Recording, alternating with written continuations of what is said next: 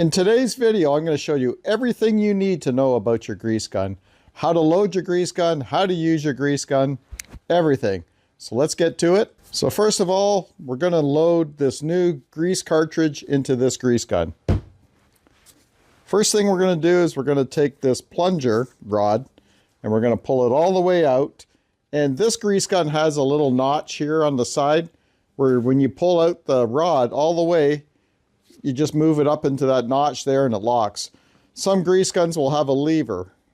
Same thing, you'll press that lever to release your plunger and you put it back.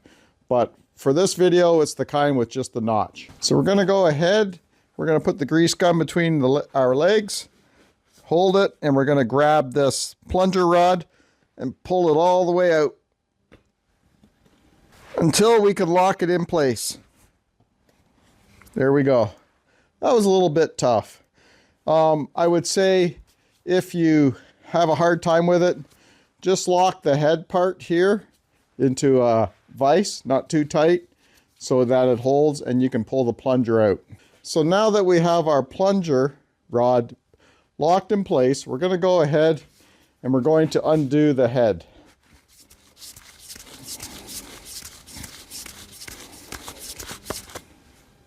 There we go. Now that we have to get the old cartridge out, basically you could just go like this.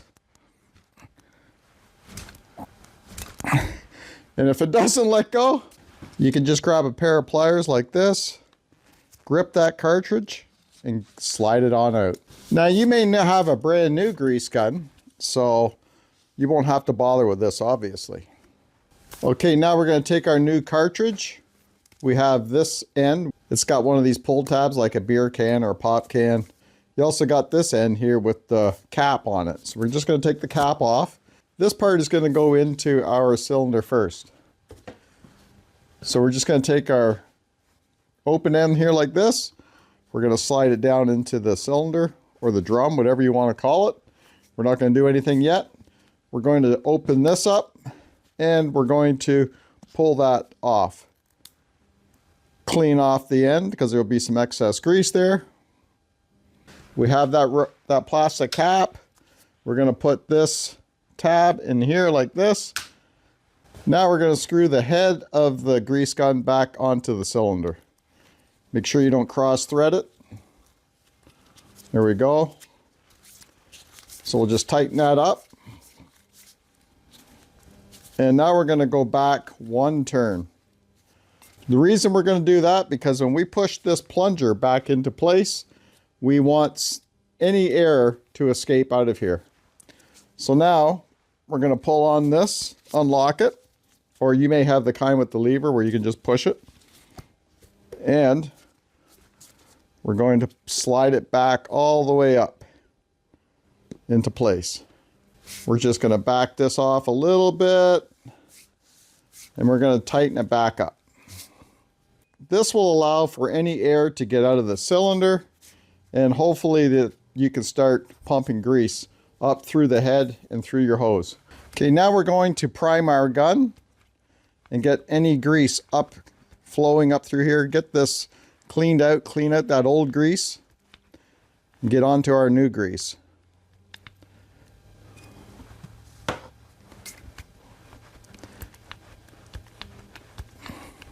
Now we got a bit of air in our gun, but I'm hopefully it'll work its way out. Yeah, there we go. So yeah, the new grease is coming through now, and when I pump, I feel more pressure. There we go. So our grease gun is now primed. And just to be sure, like I don't have a bleeder on top of this gun like I do my other gun, and I'll show you right now. See, this here works as sort of like a bleeder. You could also use it to load more grease into this grease gun, this cylinder, but not many people do that anymore. So at this point, what you would do to bleed this, you would just press on that little ball that's right there, and you would hear air come out and grease as well. You could also loosen it if you had to. But for this gun, seeing it doesn't have a bleeder, what you could do is just undo the hose here. Just crack it. And you just release any air that, well, air will come out of here. I think I just heard a little shot of air come out. So then I'll just tighten it back up.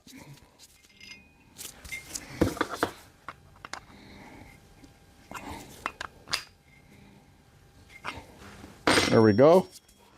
And we'll try it out.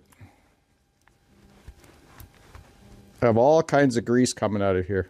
So another thing I want to show you about grease guns. A lot of people don't know this. This here is the coupler of your grease gun.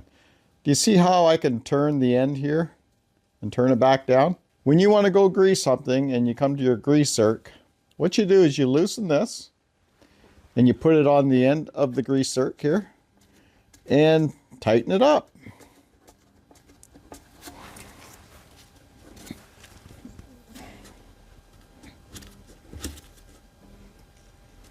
See how that's locked on there now? That's not coming off. So I could go ahead now and use two hands. I can use it to put grease into this grease zerk.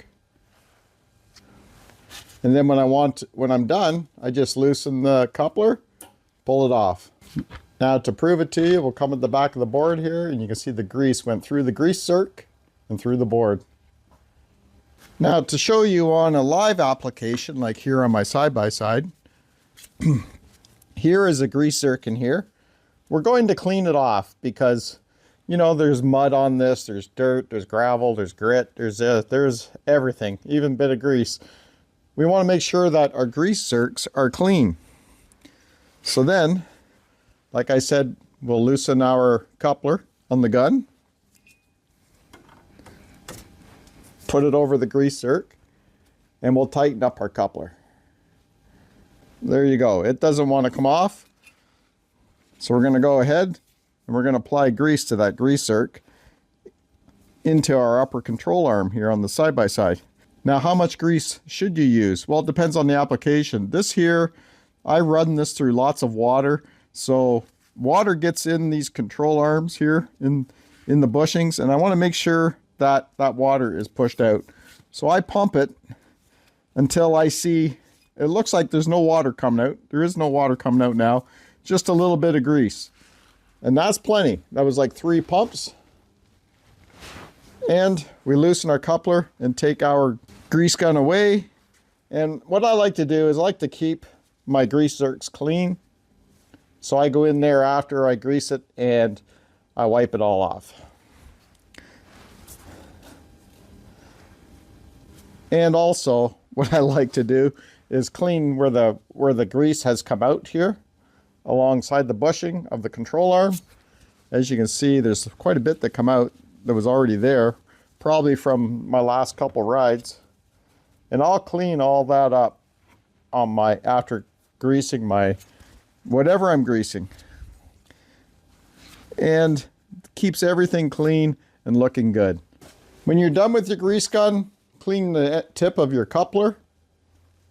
Make sure everything's clean. Always, you don't want your grease to get contaminated. And everything else looks good, and we're done with it. But I got a bonus tip for you. You know how your grease gun, if you lay it down on your workbench or you hang it off a nail somewhere in your garage or your shop, it seems to leak out of here a bit, like especially in the summer months. The grease in here gets really hot and it leaks all over the place. I'm going to show you what I've done to fix that. You see this here? This is my grease gun holder that I came up with.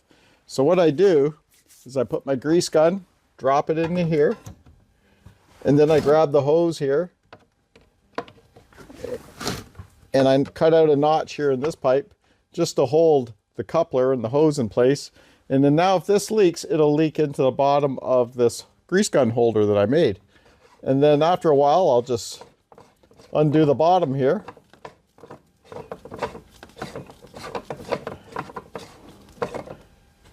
And empty out any drippings. And as you can see, I don't have any drippings at the moment. Now I have a video for this grease gun holder that I made. I have it on this channel somewhere. I'll try to link to it down in the description below this video. And that grease I was using in my side-by-side is a water resistant 100% synthetic grease by AMSOIL. I really like that grease. If you want to get yourself some good grease, go to atvoil.ca and go find any grease or any other oil product that you need for your cars, your trucks, your snowmobile, ATV, boats, whatever equipment that you have. And don't forget to check out the preferred customer program where you can save up to 25% on any AMSOIL products. I'd be happy to be your independent AMSOIL dealer. My dealer number is 312-488-63. Thanks for watching. Make sure you watch this video next, and we'll see you on the next one.